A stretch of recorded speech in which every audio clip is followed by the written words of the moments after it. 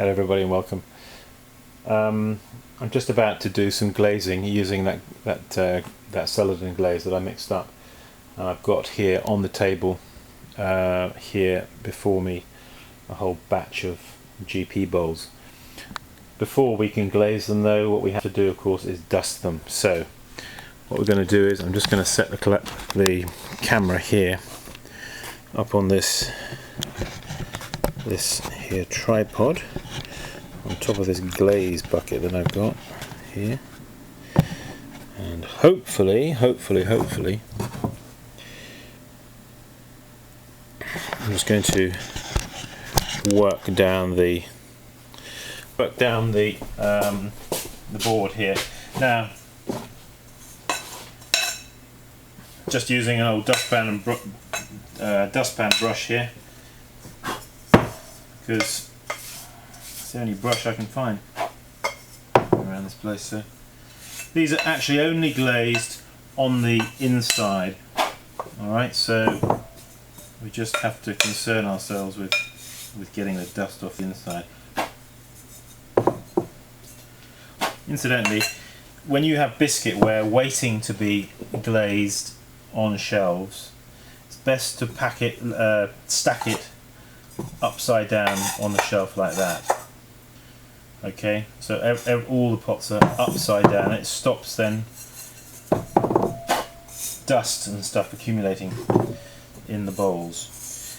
Also at this juncture, just cast your eye over the bowl. If there are any little cruddy bits of clay that are still stuck on, you know, it can be after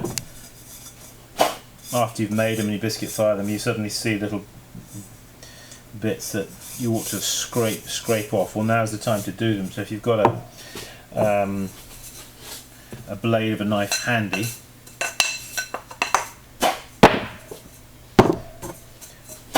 so I'm going down the line, as you can see. Just these are not particularly dusty actually. So right, so now what we have to do is, let's just adjust the camera. Wait a minute, maybe if I could just bring this whole, might be useful for you to see how I actually go about glazing them. So, right, okay. So I've got my glaze here. Give it a good stir right from the bottom with a stick or a whisk or something. As well as that, I've got here handy a sponge with some water. Alright? Because what we're going to do is, these, as I said, are just glazed on the inside, but they have to be then poured out. So I'm just looking here at the thickness of this glaze and thinking to myself, we actually should add a little water to that. If you add water, make sure you stir it well. And stir it right off the bottom. Especially if it's a glaze that's been left for some weeks and you haven't used it for a while. You'll find that it sediments out onto the bottom. So you need to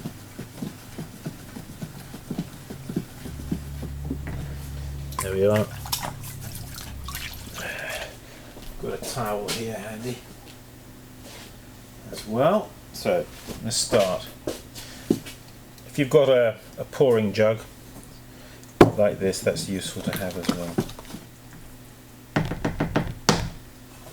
Now, I hope this is the right thickness. I know you're going to be thinking, well, what is the right thickness, Simon? Well, the right thickness is, it's a bit like thin custard.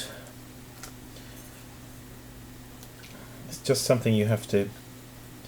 So I've poured the glaze in. Now I pour it up to the edge, but not over the edge, if you see what I mean.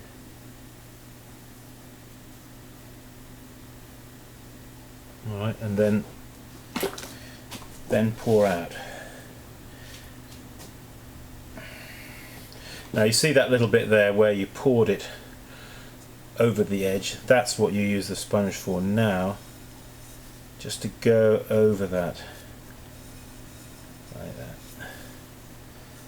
Alright, right, next one.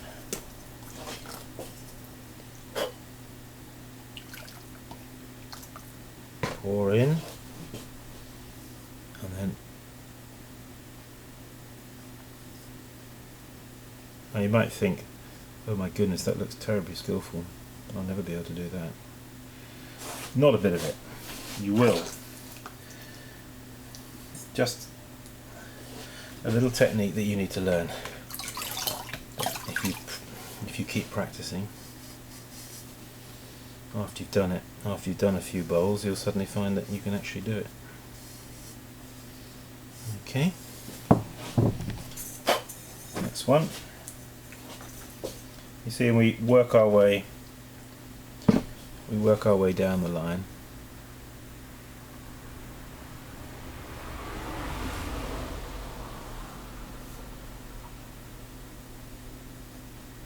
You'll find that you get more confident and steadier as you go.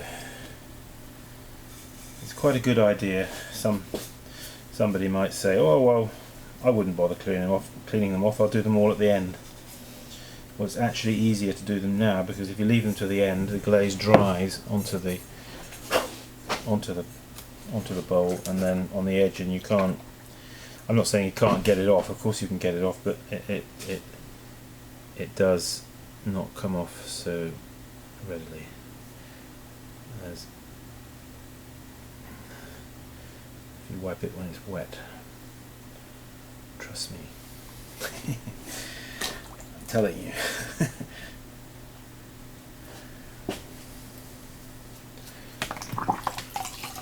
30 years of experience is telling you.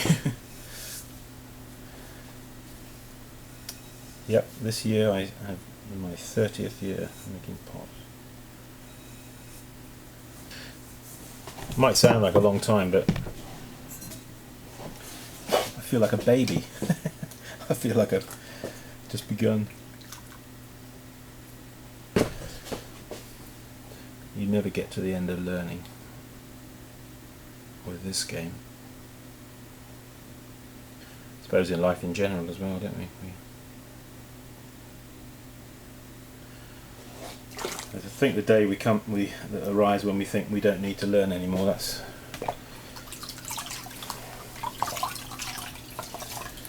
a sad day, isn't it?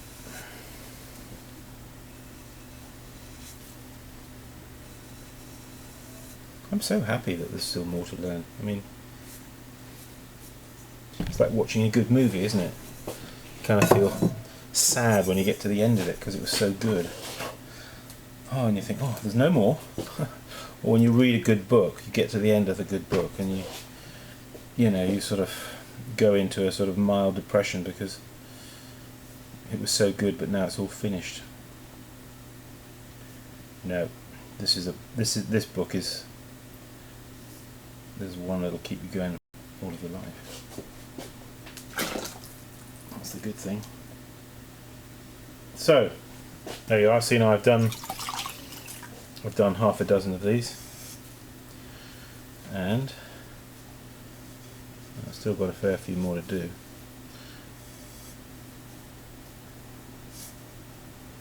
Yeah, maybe we'll do one more.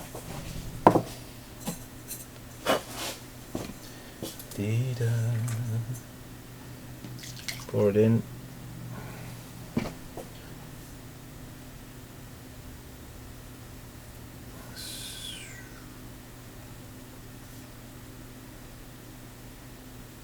Swirl it around and tip him out.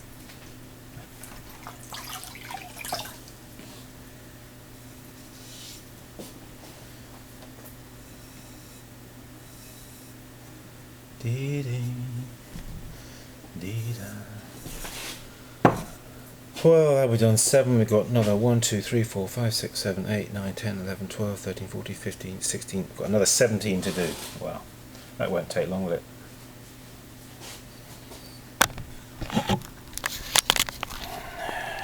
so. As you can see them there on the board, and the others are left to do.